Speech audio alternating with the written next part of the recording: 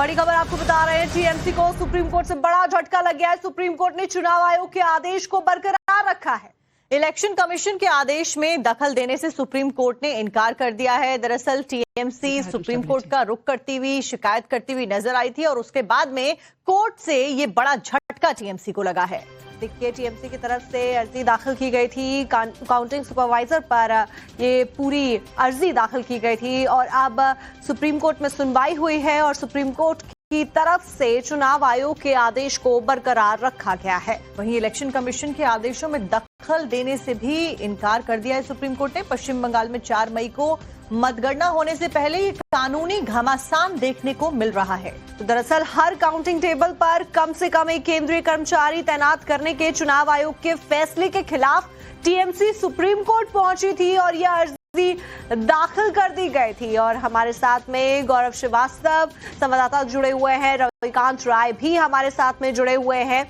सबसे पहले गौरव के पास चलना चाहेंगे,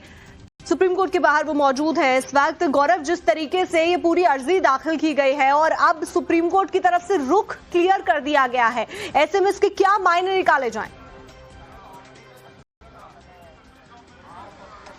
बिल्कुल, देखिए, सुप्रीम कोर्ट ने टीएमसी की याचिका जिसमें ये संदेह जताया गया था कि जो चुनाव आयोग का जो सर्कुलर है जिसमें हर काउंटिंग टेबल पर कम से कम न्यूनतम रूप से एक केंद्रीय कर्मचारी की नियुक्ति काउंटिंग सुपरवाइजर के तौर पर की जाए, इससे चुनावी काउंटिंग में जो है वो गड़बड़ी हो सकती है, इसे निराधार मानते हुए टीएमसी की याचिका खारिज कर दी है। चुनाव आयोग का जो सर्कुलर है 13 अप्रैल का, उसमें कोई भी बदलाव सुप्रीम कोर्ट ने नहीं किया है और कलकत्ता हाईकोर्ट के आदेश को भी बरकरार रखा। हालांकि चुनाव आयोग को सुप्रीम कोर्ट ने साफ कहा है कि जो उनका 13 अप्रैल का सर्कुलर है उसको वो पूरी तरह से लागू करेंगे, यानी कि न सिर्फ एक केंद्रीय कर्मचारी न्यूनतम तौर पर काउंटिंग टेबल पे होगा बल्कि राज्य का भी कर्मचारी जो है वहां पर मौजूद रहेगा। इसके अलावा टीएमसी ने जो संदेह जताया था कि केंद्र के कर्मचारी होंगे, इससे जो है निष्पक्षता प्रभावित होगी, इसे पूरी तरह से सुप्रीम कोर्ट ने निराधार माना और कहा कि वहां पर सिर्फ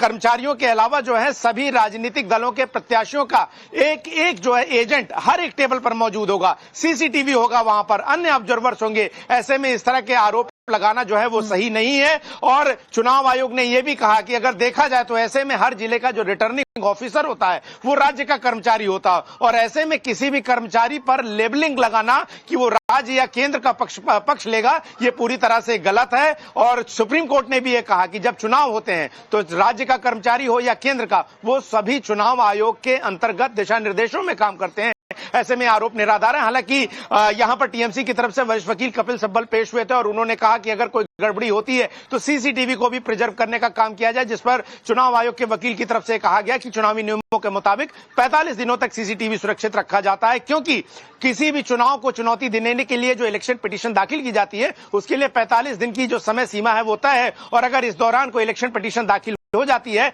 तो उस जगह का जो सीसीटीवी है उसे तब तक संरक्षित रखा जाएगा जब तक इस मामले में कोर्ट सुनवाई नहीं कर लेता है।